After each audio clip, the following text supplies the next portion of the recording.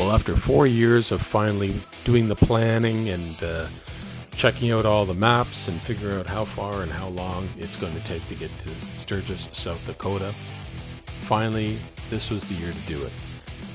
I was determined to take the bike and ride the 1,700 miles or so one way, and of course it's about 3,500 miles round trip.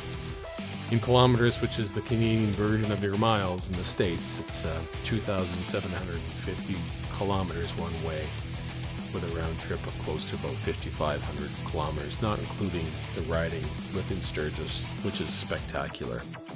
Sturgis is a city in South Dakota that has a population of about 7,000 people. That's 2020 statistics.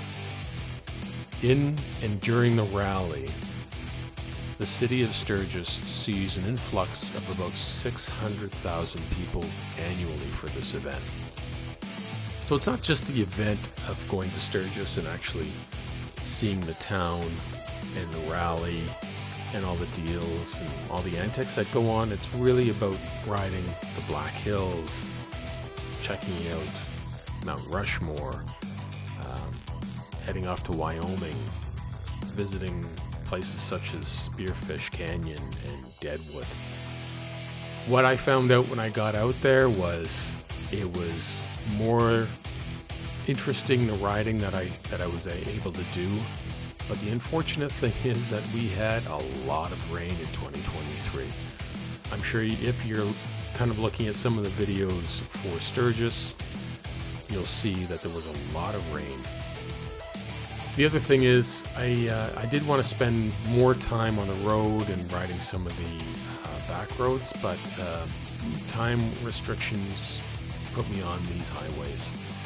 The good thing is that I was able to make spectacular time. I was able to get there in 3 days with basically a day of rest during those 3 days. So it was actually 4, but 3 days of hard riding. I went through 3 time zones and 4 states. So we've got Ontario, Michigan, Wisconsin, Minnesota, South Dakota. And during those times I was able to just rest a couple of nights and get back on the bike. So this video is really about getting out there, enjoying what there are to see, what sights there are to see in South Dakota, but also the rally itself. I did tent the time that I was there, and you'll see some of the events that happened with that, and also some of the events that happened with the rally. So enjoy the video and stick around. Yeah, I'm actually going to pull in here and just grab a coffee before the brunt of the journey, and then I'm hitting a highway, which is not my first choice, but I do want to make some time on the first day. And so I'm going to get off the bike here, and I'm going to kind of give you a glimpse of what is on the bike. Alright. Okay, so here, before I go into Tim's, this is what I'm talking about. This is a waterproof bag. This is the Harley bag, which I'm really concerned that the pressure in here with everything that's packed is gonna cause these zippers to separate over time, but I don't know.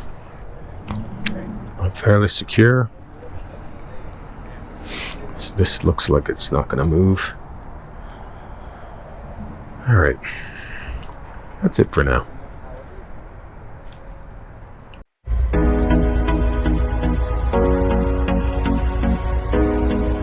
Okay, well,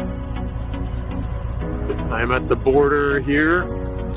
I'm actually a few kilometers away.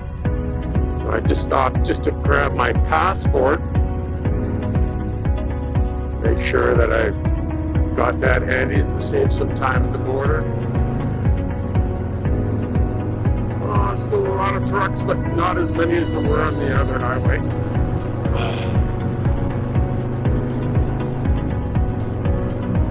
Alright. Making some really good time here. You can see they're going to have to get some fuel soon, but maybe I'll wait. I also have to get something to eat because it is getting late. Alright. Let's get away from this truck there. Anyhow, it is a beauty day. Beautiful. Still nice and cool. It's a balmy 20 degrees or so. But yeah, driving on the highways, not my favorite. I'm making good time regardless.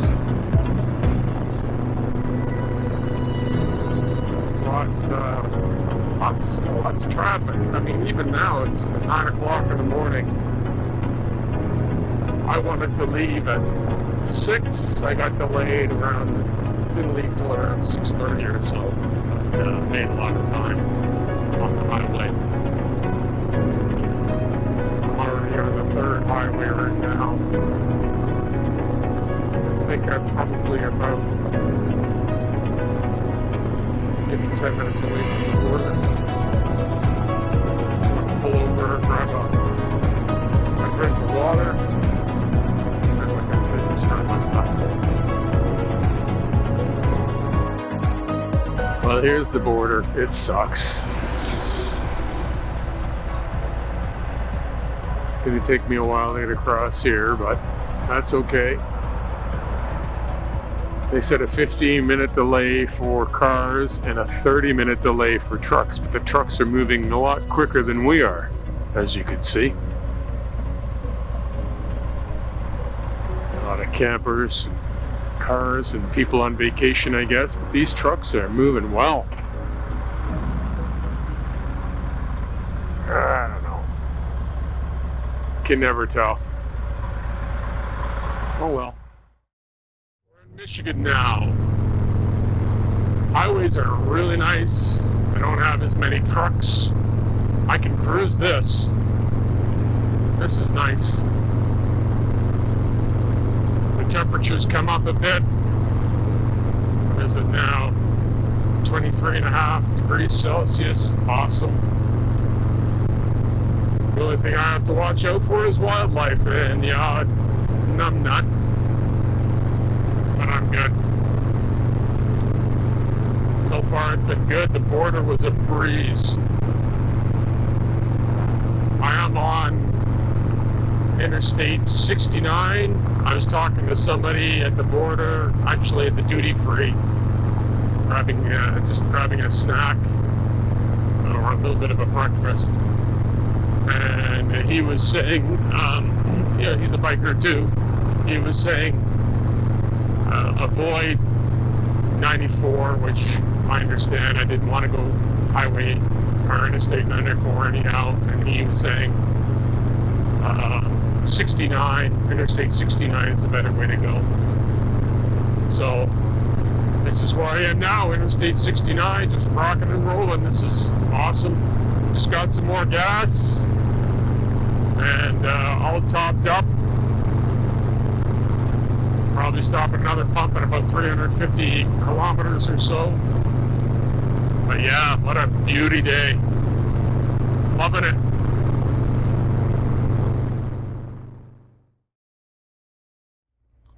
Alright. I got a pet peeve here. And this happens every time I come down to the States. It's got to do with putting your zip code, which we don't have, into the pump. So anybody that knows, I believe there is a zip code that you can use when you're out of state. I can't remember what that is clearly, so I had to go in to the cashier, and they're clueless as well, but I mean, it's not their fault. anyhow, I had to put the prepay, and of course, gas prices are all over the place, and kind of guess that okay, it's $20, and you can see the $20 is perfect. I got a full tank, didn't leave anything on the table, which was nice. But anyhow, I mean, short of paying for cash for fuel anywhere, it's a guessing game. So I'm just actually outside of Muskegon, Michigan. I'm actually on my way there now, where I'm going to catch the ferry to go across Lake Michigan to Milwaukee. I know I'm going to have to deal with this the whole trip, but it is what it is. I just find it a little bit frustrating that you can't just put your credit card in there and pay for fuel. It seems to me that everything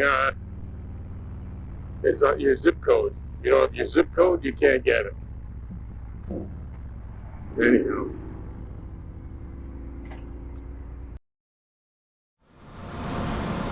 So finally we got to Muskegon, or Muskegon. I'm not sure how to pronounce that because I'm not a local, but this is a high-speed ferry that goes from Muskegon or Muskegon, Michigan to Milwaukee, Wisconsin, and it was a great day for it. It was nice and smooth. You can hear by the wind that it was pretty windy, but you know, for the ride, it was smooth. It was easy to get on. It wasn't cheap though, so if you're looking at doing this, be prepared. Here I am just on the top.